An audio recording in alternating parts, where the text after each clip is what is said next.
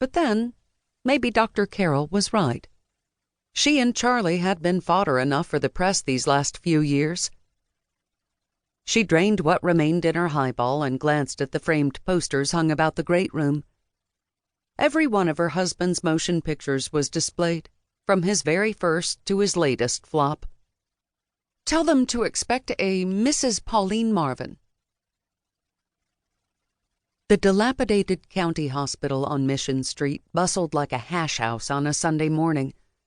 Nurses and orderlies in starched white uniforms scudded from bed to bed in the vast ward beyond the admitting desk.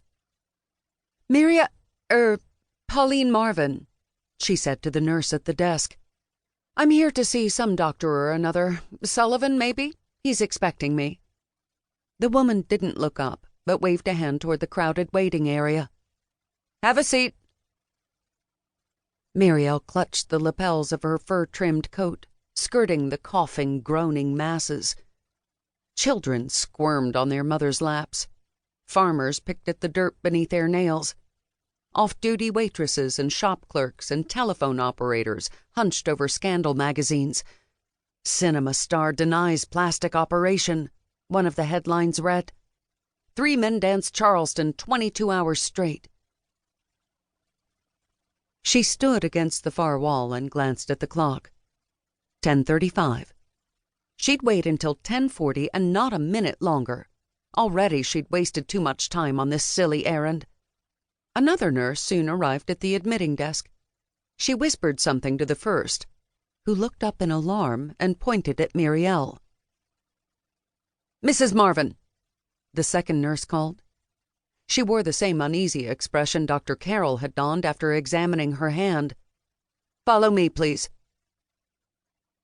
The nurse escorted Mirielle down a long hallway to the back of the building, up 3 flights of stairs, and into a small room with a single bed.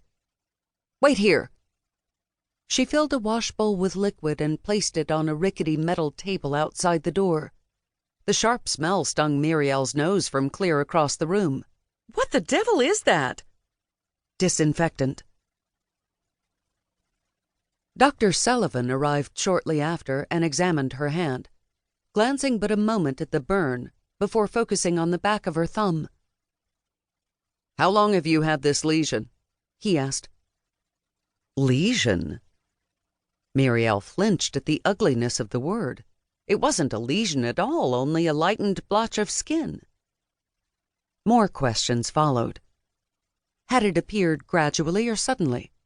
Had she noticed other lesions on her body? He bade her undress and prowled around her. She was used to men looking at her, but not unclothed and not in this way. Lips flat and eyes narrowed, as if she were a vexing word puzzle in the Saturday Evening Post. Raise your right arm, raise your left, sit down, hold out your feet. She complied until he hollered to the nurse for a scalpel and specimen slides. Hold it right there! She reached for her stockings and chemise. Just what do you mean to do? Don't dress. You've got other lesions too. 1 on your back, 2 on the medial aspect of your thigh, 1 on your, derriere. I need samples to examine under the microscope. She craned her neck to see the offending spots. Are you sure it isn't just poor circulation? Stand still, he said by way of answer. He scraped the edge of the scalpel over a small, irregularly shaped area of pale skin on her thigh. Mirielle felt nothing. No pain or discomfort. Not even a tickling sensation.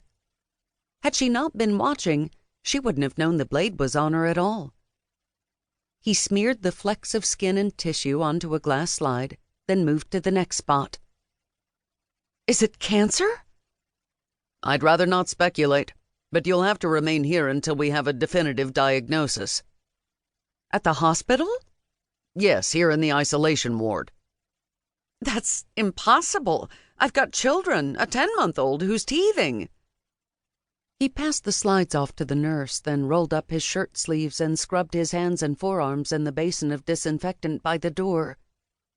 Better for them that you remain here. Then he shut the door.